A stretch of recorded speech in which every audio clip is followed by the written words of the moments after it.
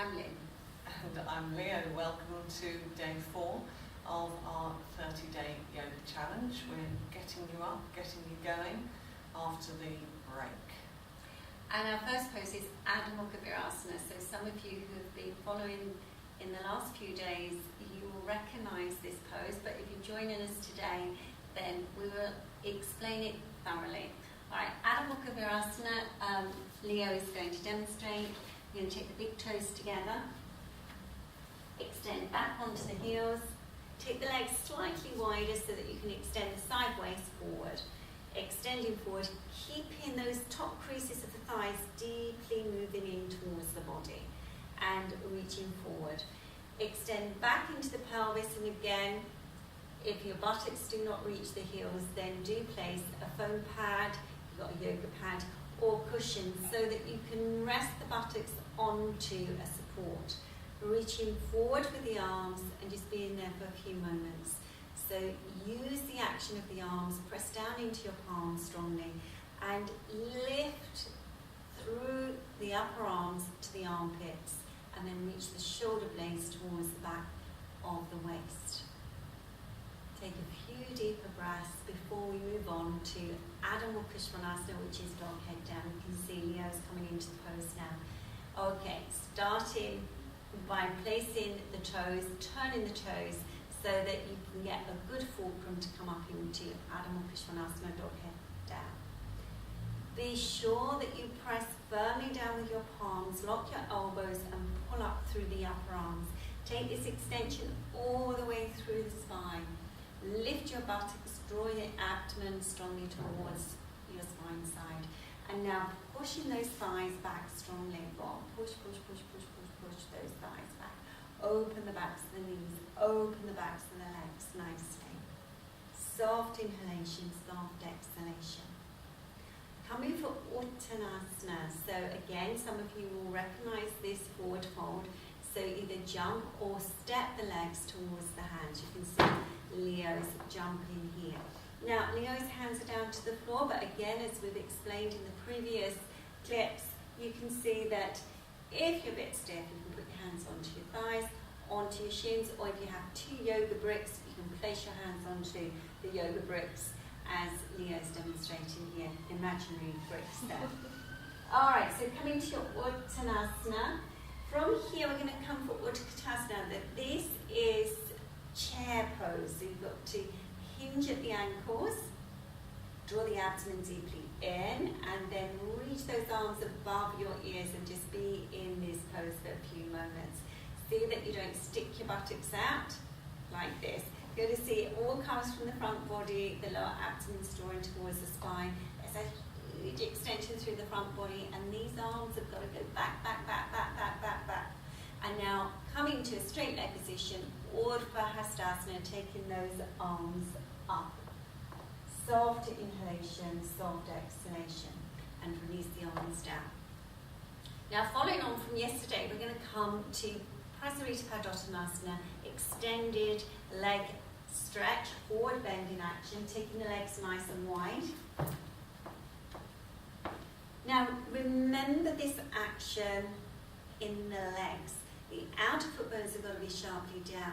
The inner thighs have got to move towards the bone side so you get that good fulcrum in the legs.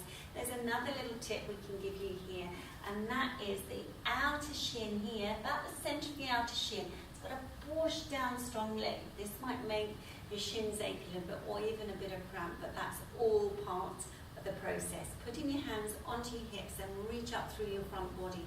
Lift those pelvic rims, lift up, chest up, hinge forward, come halfway. Taking your hands down to the floor. Good. Be in this position. You want to see that you push your thighs back, lift your abdomen, draw your shoulder blades deeply down. Now from here, you're going to come for Parsvakonasana. So you're going to turn your left foot in, turn your right foot out, and then come, walk round, walk round, walk round, walk round. Keep that front leg bent and be in this position. Now if you find this is really challenging and a bit too much, then you can have a yoga brick nearby and put your hand onto the brick. like that. So you're going to go down so far, and you can create that angle with the front leg. So reaching and opening the shoulder socket, and then taking the arm over the ear. And soft inhalation, soft exhalation. So to come out of this pose, you're going to come back into Prasarita Padottanasana. So you can see here, Leo's coming forward, coming forward, coming forward, coming forward. And again, if you need to have a yoga brick to your left side, then obviously place one there, or you can just transfer, if you've got one, to your left side. And now coming to Parsvakonasana, walking round, walking round, walking round, coming into the action, placing the hand and rolling the top shoulder back. Remember at this stage, this outer left hip needs to move deeply in, lifting through the chest, and now the arm goes over the ear. Soft inhalation, exhalation. Take a breath in and then come back into Prasarita Padottanasana. Now remember how we came into the pose, then really open chest, open upper body, same thing here. If you can do this, place your hands onto your hips, lift up, chest up, and reach up. Good. And then slowly releasing out of the pose, you can jump the legs together, pivot the legs together, stand in Tadasana, and just take a few breaths. Now, this little routine of Prasarita Padottanasana going into Parsvakonasana, you can repeat several times. We're only showing the once because we have time restraints, but if you want to practice 2-3 times, then it's a really nice little routine to practice. Our next pose is floor work. We're coming for Dandasana twist now. So I'm not sitting on anything, but you might find that Dandasana is quite difficult for you to sit straight to the floor. So you can always use a folded blanket, a couple of folded towels, whatever you need, whatever height you need to get the lift that you need. Yes, as you can see here, there's tremendous extension coming from the legs. So if you imagine that your feet are extending into a wall, this has to be a very sharp action. The heels are extended, balls of the feet really nice and open, toes spread. Ground down with the shins, ground down with the thighs, and the thighs moving down. So as you do more and more yoga, this will become more of a natural action. It takes a little while for all the fibers to realign themselves. So we're going to turn to your right side first. So reach up with your left arm and get the turn in the ribs. So start to turn with those intercostal muscles. You can take that back hand behind you a little bit more, lift up again, and now be sharp with that outer arm and take it to the outer side of the thigh, or you can walk it along, walk along, walk along, walk along, walk along. But see that you get the extension back and the elongation of the spine. So be aware of that and roll that back shoulder back. Just be there for a few breaths.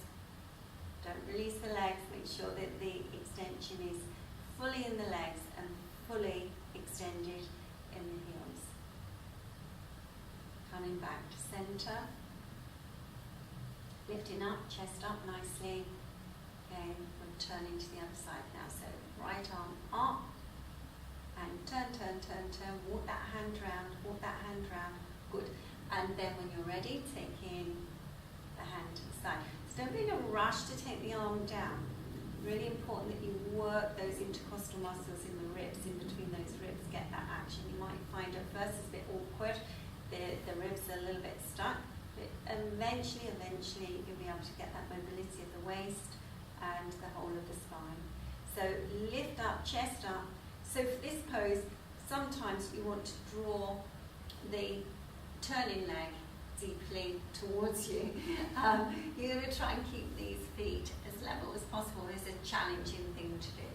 So roll that back shoulder back, lift your sternum chest, soft inhalation and exhalation. Just release the facial features. Sometimes when we're trying to get into a pose, we tense in the face. So just make sure that's nice and relaxed. So you're going to come back to center now. But I'll just say on those twists, They are great ones to do after a period where you've perhaps been eating a little too much, indulging too much, because the twists really massage the internal organs, as well as being very good for the spine. They stimulate the action of the liver and the gallbladder and all of the spleen, so they're very helpful to do. Yes, and we will be adding more twists into our routine over the next few days. So that's the end of our sequencing now. So finish with your legs crossed. Sit nice and tall, and in your own time, take a few deeper, longer inhalations and exhalations. And we will look forward to seeing you tomorrow for day 5 of our Get Up and Go series. Thank you for joining us today. Namaste. Namaste.